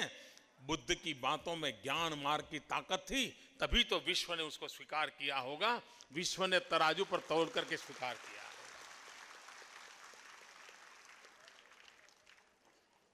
उस समय सामाजिक जीवन में भी बुराइयां और बुराइयों का अतिरेक था, आशंकाओं का दौर चलता था, भूविस्तार एक सहज राज्य प्रवृत्ति बन गई थी। ऐसे समय, यानी ऐसे विपरीत समय में त्याग की चर्चा करना, मर्यादाओं की चर्चा करना, प्रेम और करुणा का संदेश देना और सामाजिक सुधार की बात करना, जिन मुद्दों को लेकर आज भी हम हिंदुस्तान में चर्चा करते हैं, 2500 साल पहले भगवान बुद्ध ने भी इन मुद्दों को स्पर्श किया था। मैं अभी यहां जब मुझे किताब दी गई तो मैं पढ़ रहा था, मैं एक चीज में प्रभावित हुआ तो मुझे लगता है मैं आपको बताऊं। एक स्थान पर लिखा है, पर कल्याण के बिना भविष्य और परलोक जैसे तो दूर की बात है।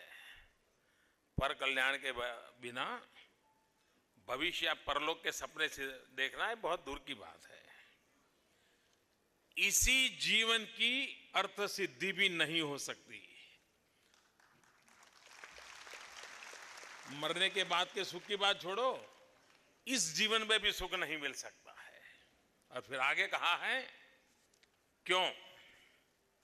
जैसे मजदूरी के अनुसार काम न करने वाला मजदूर और काम के अनुसार या समय पर मजदूरी न देने वाला स्वामी दोनों अपने ऐहिक अर्थ भी सिद्ध नहीं कर सकते।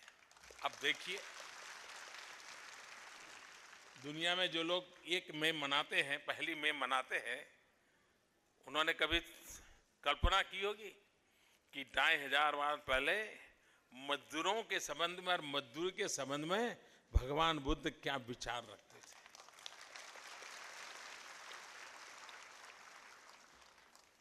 जाति प्रथा हो, ऊंच नीच का भाव हो, अच्छे बुरे की चर्चा हो, भगवान बुद्ध उस विषय में बड़े संवेदनशील थे। और क्या चाहते थे? एक जगह पे उन्होंने कहा है,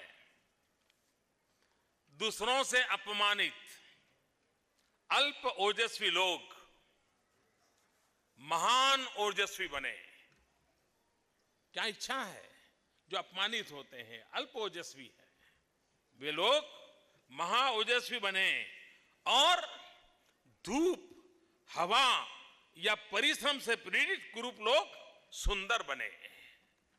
अरे मजदूरी करते करते पसीने से रेप जेब रहते, जिनका चेहरा मोहरा लुढ़क गया है, वो चाहते हैं कि ये लोग सुंदर, यानी हर पल दलित, पीड़ित, शोषित, वंचित, यही उनके दिल के अंदर जगह बना के बैठा था। आगे एक जगह पे कहते हैं, महिलाओं के गौरव की बात को किस ढंग से उन्होंने रखा है, विमेन एम्पावरमेंट की चर्चा कैसे की है, अपने तरीके से की है, युग के अनुरूप कही है।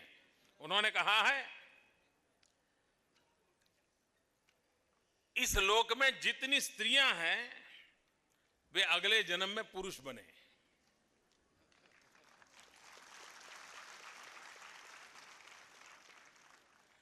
जिनको आज नीच जन्म वाला माना जाता है, वो अगले जन्म में ऊंच जन्म धारण करे। और आगे बड़ा महत्वपूर्ण कहते हैं, ये सब होने के बाद भी वे कभी अभिमान को प्राप्त न करे।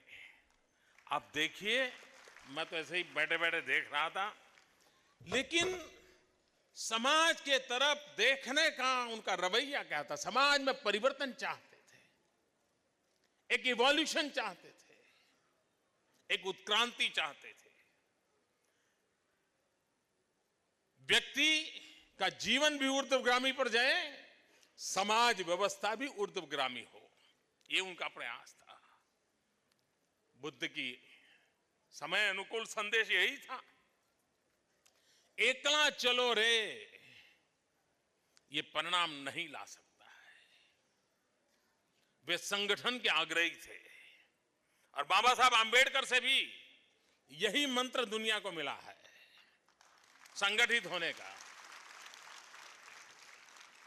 और इसलिए जब भी वो बुद्ध की बात आती है तो बुद्धम शरणम गच्छामि, धम्मम शरणम गच्छामि, संगम शरणम गच्छामि, ये मंत्र बार बार हमारे सामने आते हैं संगठन की शक्ति को। और इस रूप में जैसे वो ज्ञान मार्गी थे, वे एकात्मता मार्गी भी थे। वे एकात्मता में विश्वास करते, जितने लोगों को जोड़ सकते हैं जोड़ने में विश्वास करते थे, और उसी से एक संगठन की शक्ति को रूप देने का उनका प्रयास रहता था। भगवान बुद्ध ने व्यक्ति के विकास के लिए भी जो मंत्र दिया है, मैं समझता हूं इससे बड़ा कोई संदेश नहीं हो सकता है। आज दुनिया की कितनी मैनेजमेंट की किताबें पढ़ लीजिए, व्यक्ति विकास के लिए कितने ही लेक्चर सुन लीजिए, कितने ही ग्रंथों को ऊपर नीचे कर लीजिए, मैं समझता हूं बुद्ध का एक मंत्र इसके लिए काफी है।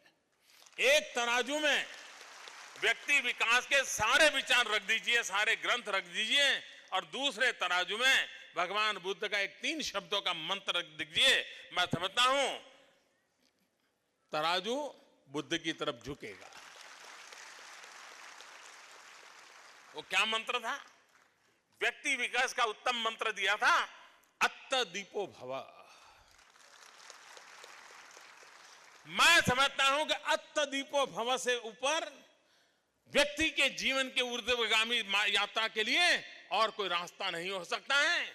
और उस अर्थ में मैं कहूं कि स्वयं भगवान बुद्ध, कुछ लोग कहते हैं कि वो पूर्व के प्रकाश थे, ज्यादा रूप से उनको वर्णित किया जाता है, लेकिन मैं मानता हूं कि शायद उनको पूर्व के प्रकाश कहते समय हमारी कल्पना शक्ति की मर्यादाएं नजर आती है, हमारी कल्पनाशीलता की मर्यादाएं नजर आती है। लगता तो ऐसा है कि पूरे ब्रह्मांड के लिए वो तेज पुंज थे,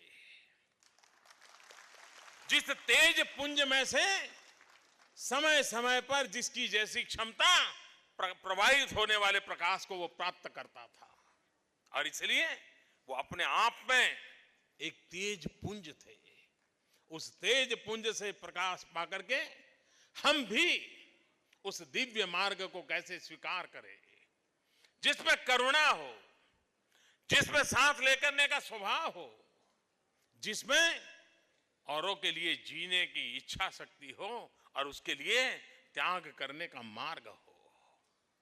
बुद्ध ने हमें ये जो रास्ते दिखाए हैं, उन रास्तों को लेकर के जब हम चलते हैं, तब भगवान बुद्ध ने अष्टांग की चर्चा की है, और मैं मानता हूं इस अष्टांग के मार्ग को जाने बिना, पाए बिना बुद्ध को नहीं पा सकते। और उस अष्टांग मार्ग में भगवान बुद्ध ने जो कहा है, एक सम्यक दृष्टि, दूसरा सम्यक संकल्प, तीसरा सम्यक वाणी, चौथा सम्यक आचरण, पांचवा सम्यक आजीविका, सम्यक प्रयत्न, सम्यक चेतना, सम्यक ध्यान। ये अष्टमार्ग, right view, right thought, right speech, right conduct, right livelihood, right effort, right consciousness, right concentration. भगवान बुद्ध ने ये अष्ट मार्ग हमारे लिए सूचित किए हैं। आज भी यूनाइटेड नेशन अंतर्राष्ट्रीय योगा दिन दिवस के लिए स्वीकृति देता है। दुनिया के 177 देश योगा दिवस को समर्थन करने के लिए, और यूएन की इतिहास में इस प्रकार के रिजोल्यूशन को इतना भारी समर्थन पहले कभी नहीं मिला है।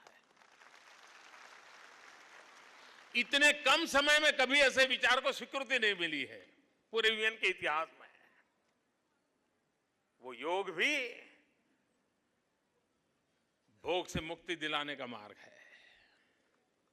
और योग रोग से मुक्ति दिलाने का भी मार्ग है। और वही एक कदम आगे बढ़े तो ध्यान की ओर ले जाता है, जिसकी ओर जाने के लिए भगवान बुद्ध हमें प्रेरित करते हैं।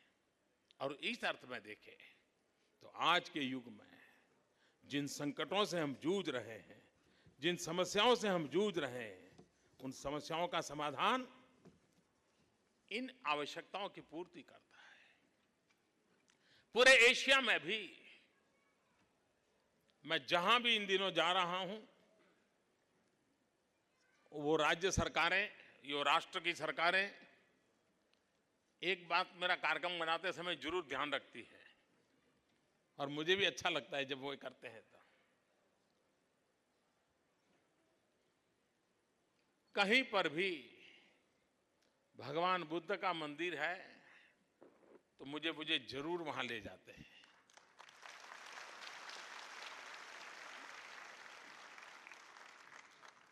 मैं मुख्यमंत्री था तो चीन गया था। कोई कल्पना नहीं कर सकता है, लेकिन चीन सरकार ने मेरा जो कार्यक्रम बनाया उसमें एक शाम मेरी भगवान बुद्ध के मंदिरों में बिताने के लिए आयोजित किया था। मैं अभी जापान गया तो क्योटो में स्वयं वहां के प्रधानमंत्री जी आए और वहां के इस भगवान बुद्ध के मंदिरों के परिसर को मुझे साथ लेकर के ले गए थे। अभी श्रीलंका गया, सभी बौद्ध भिक्षुकों के साथ मेरा मिलने का अवसर मुझे मिला और मैं देखता हूं कि कितनी बड़ी आध्यात्मिक चेतना है, लेकिन बिखरी पड़ी है। समय की मांग है कि संकट से विश्व को अगर बचाने के लिए बुद्ध का करुणा प्रेम का संदेश काम आता है तो ये शक्तियां सक्रिय होनी चाहिए। और भगवान बुद्ध ने कहा था उसी रास्ते पर संगठित भी होनी चाहिए और तभी जाकर के सामर्थ्य प्राप्त होगा। और मैं ये अच्छा हुआ कि हमारे कुछ लोगों का ध्यान नहीं गया अभी तक, वरना कई चीजें हमारे देश में बड़ा विवाद का कारण बनाने में देर नहीं लगती। मैं गांधीनगर में मुख्यमंत्री था तो हमारा जो एक सचिवालय का नया परिसर बना, तो उस परिसर में मैंने एक बहुत बड़ी मूर्ति भगवान बुद्ध की लगाई है। प्रवेश होते ही सामने है। और मैं जिस मुख्यमंत्री के निवास में रहता था वहां पर भी प्रवेश में सामने ही भगवान बुद्ध विराजमान है। अभी तक शायद इन लोगों का ध्यान नहीं गया, वरना तो कब के मेरे चमड़ी उधेड़ ली गई होती।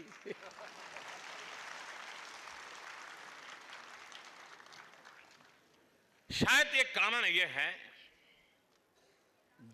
वो मेरे ज्ञान या जानकारियों के कारण नहीं है।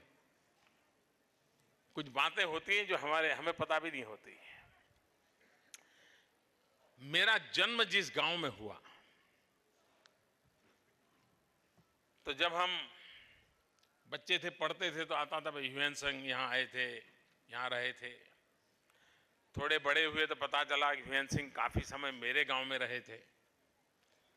क्यों रहे थे तो फिर पता चला कि हमारी सामान्य इंप्रेशन ये है कि भगवान बुद्ध पूर्वी क्षेत्र में थे, लेकिन आपको जानकर आश्चर्य होगा, भारत के दूर सुदूर पश्चिम क्षेत्र में मेरे गांव में बौद्ध भिक्षुओं के लिए एक बहुत बड़ा हॉस्टल था और हजारों की तादाद में बौद्ध भिक्षुओं की शिक्षा दीक्षा का वहां काम होता था।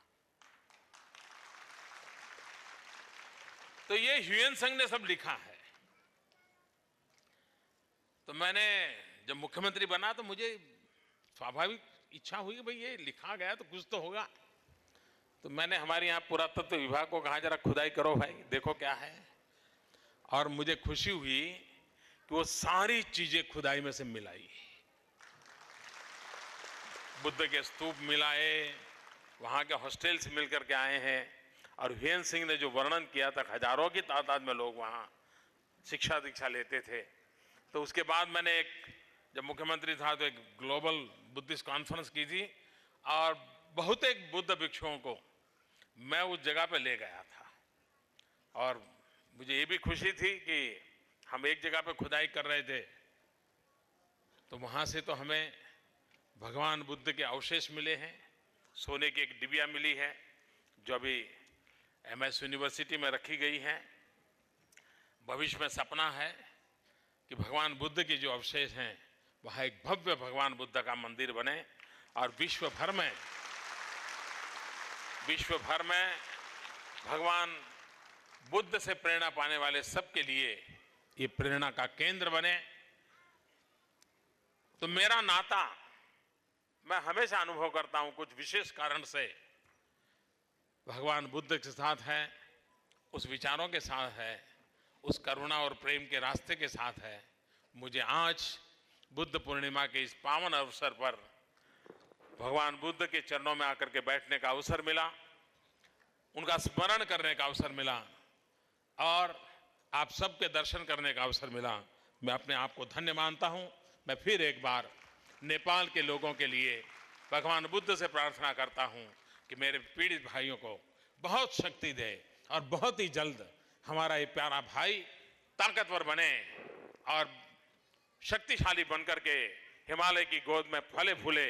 यही प्रार्थना करते हुए मेरी वाणी को विराम देता हूं। बहुत बहुत धन्यवाद।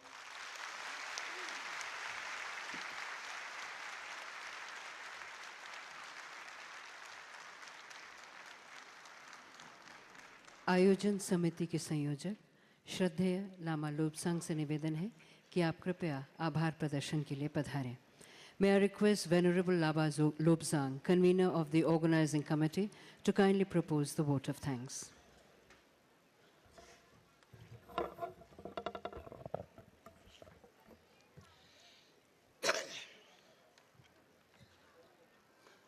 परमादरणीय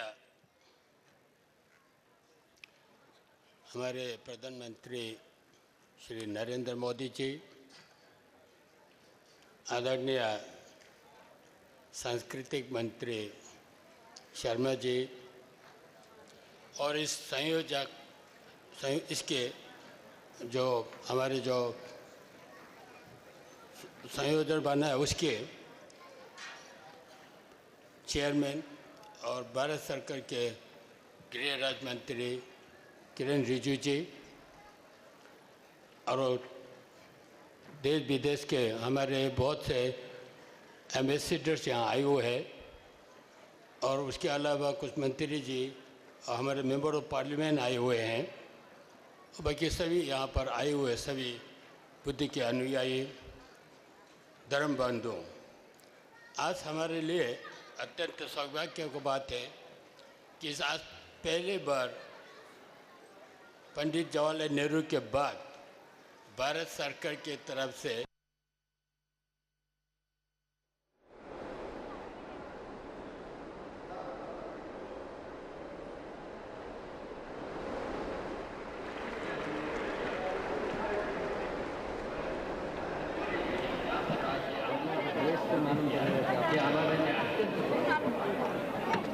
मैं यहाँ पर जितने भी आयु लोग हैं, खास करके हमारे तिब्बतन जनता है, उसके अलावा ये जो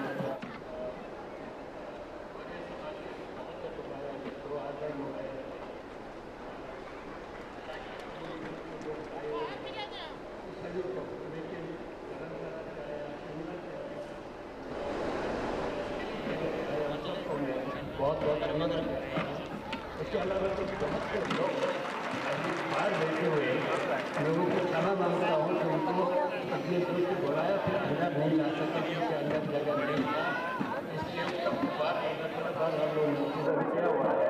मैं उनको क्षमा भी मांगता हूँ, उनको बहुत बहुत धन्यवाद देता हूँ कि आप लोग इतने यहाँ पर आए हैं। उसके लिए मैं ज़्यादा ना बल्कि हमारी जो उपस्थित जन है वियतनाम से बहुत से लोग आए हुए हैं और श्रीलंका के हैं, तिब्बतन के, लद्दाखी है, मोंग आए, उन सबको बहुत बहुत धन्यवाद देता हूँ।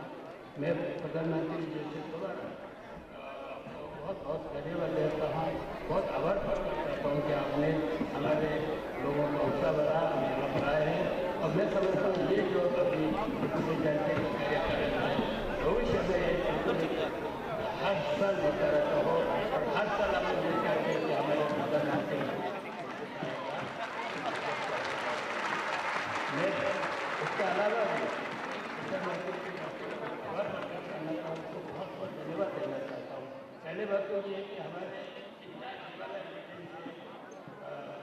ऐसे हमारे नवयुवक ग्रेजुएट किरण बेदी जी को अपने मंत्रिमंडल में ही नहीं बल्कि बहुत इम्पोर्टेंट पोस्ट में जो करके हम सबको उत्साह बढ़ाया। हम भारत के सभी वोट विशेष करके तमाम चुनाव बजट अग्रता से लेकर लद्दाख के लोगों तो आपके प्रति बहुत नतमस्तक रहेंगे, आपके प्रति बहुत आभार, हमेशा आभार। तो मैं आपको बहुत बहुत धन्यवाद करता हूँ। समय बहुत ज़्यादा हुआ, सबको धन्यवाद।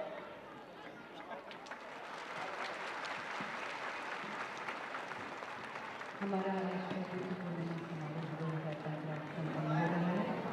आप सभी से निवेदन है कि आप कृपया अपने स्थानों पर तब तक रहें जब तक कि हमारे